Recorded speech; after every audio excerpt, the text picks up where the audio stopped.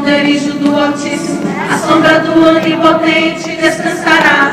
Direi do Senhor, Ele é meu Deus, o meu refúgio, a minha fortaleza. Ele me livra do laço do passarinheiro e da peste perniciosa.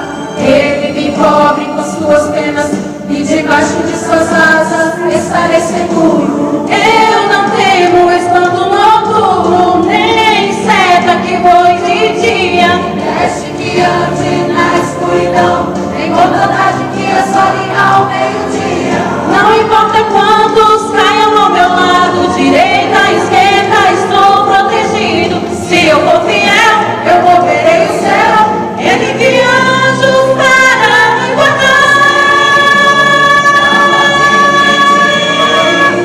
Minha adoração exclusivo é o meu coração, vivo só pra ti, não abro mão do céu, até diante da morte, prefiro ser fiel.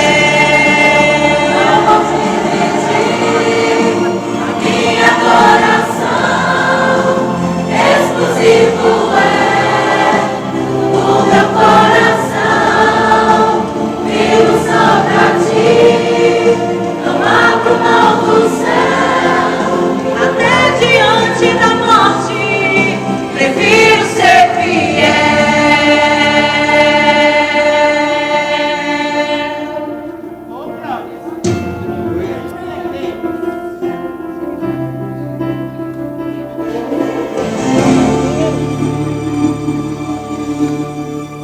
Glória a Deus, aleluia.